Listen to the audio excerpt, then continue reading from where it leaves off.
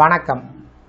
இந்த வீடியோவில் சற்று முன் ரூபாய் 10,000 வழங்குவதற்கு முதலமைச்சர் விஜய் அதிரடி உத்தரவை பிறப்பித்திருக்கிறார்.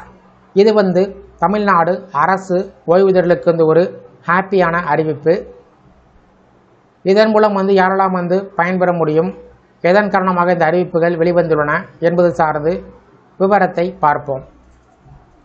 டாப்ஸ் ஓய்வூதிய திட்ட இறுதி விதிமுறைகள் வெளியிடப்படும் வரையில் கடந்த ஜனவரி 1ஆம் தேதிக்கு பிறகு ஓய்வு பெற்ற அரசு ஊழியர்கள், ஆசிரியர்களுக்கு மட்டும் அடிப்படை சம்பளத்தில் 30% அல்லது ரூபாய் 10,000 இதில் எது அதிகமோ அத்தொகை இடைக்கால நிவாரணமாக வழங்கப்படும் என்று தமிழக அரசு அறிவித்துள்ளது. இது தொடர்பாக நிதித்துறை செயலர் MA சிதிக் வெளியிட்ட அரசாணையினுடைய விவரங்கள். டாப்ஸ் ஓய்வூதிய திட்டத்தின் இறுதி விதிகள் அறிவிக்கப்பட்டு ஒவ்வொரு ஊழியருக்கும் அவர்கள் கடைசியாக பெற்ற அடிப்படை சம்பளத்தில் 50% ஓய்வூதியமாக நிர்ணயம் செய்யும் பணிகளுக்கு சற்று கூடுதல் கால அவகாசம் தேவைப்படும்.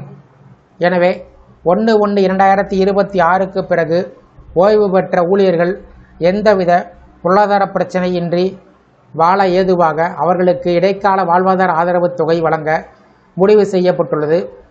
டாப்ஸ் திட்டம் முழுமையாக நடைமுறைப்படுத்தப்படும் வரையில் இது ஒரு இடைக்கால ஏற்பாடாக இருக்கும்.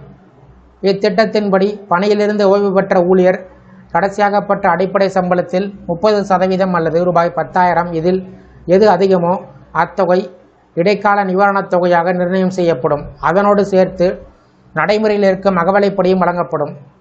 இந்த இடைக்கால திட்டம் 1/4/2003 அன்று அல்லது அதற்கு பிறகு ரெகுலர் ஊதிய விகிதத்தில் பணியமர்த்தப்பட்டு பங்களிப்பு ஓய்வூதிய திட்டத்தின் கீழ் இருந்தவர்கள் 1/1/2026 அன்று பணியில் நீடித்து அதற்கு பிறகு வயது முதிர்வு காரணமாக ஓய்வு பெற்றவர்கள், குறைந்தபட்சம் 10 ஆண்டுகள் தகுதி வாய்ந்த பணிக்காலத்தை நிறைவு செய்தவர்கள், பணியின் போது மரணமடைந்த அரசு ஊழியர்களின் தகுதியான குடும்ப உறுப்பினர்கள் ஆகியோருக்கு மட்டும் பொருந்தும். அதே நேரத்தில் 1/1/2026க்கு முன்பு பணியிலிருந்து ஓய்வு பெற்றவர்களுக்கும் பணியிலிருந்து விலகியவர்களுக்கும் பொருந்தாது. ஓய்வூதியதாரர் மரணமடைந்தால் அவர் பெற்று வந்த இடைக்கால தொகையில் 60% குடும்ப ஓய்வூதியமாக வழங்கப்படும். ஓய்வூதியதாரர் இறந்தால் அவரது வாழ்க்கை துணை, அவருக்கு பிறகு 25 வயதை எட்டாத மகன்கள் மற்றும் திருமணம் ஆகாத மகள்கள், வாழ்நாள் முழுவதும் சுயமாக உழைத்து வாழ இயலாத அளவிற்கு பார்வை குறைபாடு, மனநல பாதிப்பு, அறிவுசார் குறைபாடு அல்லது நடமாடும் திறன் குறைபாடு போன்ற உடல் மனரீதியான மாற்றுத்திறனாளி குழந்தைகள், இவர்களுக்கு வயது வரம்பு இல்லை.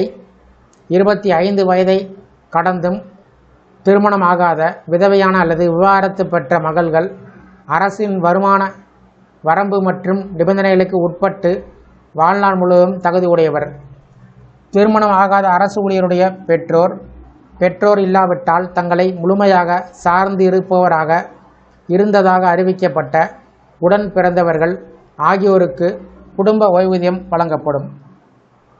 இந்த அறிவிப்புகள் சார்ந்து உங்களுடைய கருத்துக்களை கமெண்ட் செக்ஷனில் கமெண்ட் பண்ணுங்கள். இந்த வீடியோ பிடிச்சிருந்தா வீடியோக்கு ஒரு லைக் பண்ணுங்கள். இந்த வீடியோவை உங்களுடைய நண்பர்கள் மற்றும் உறவினர்களுக்கும் ஷேர் பண்ணுங்கள். நன்றி.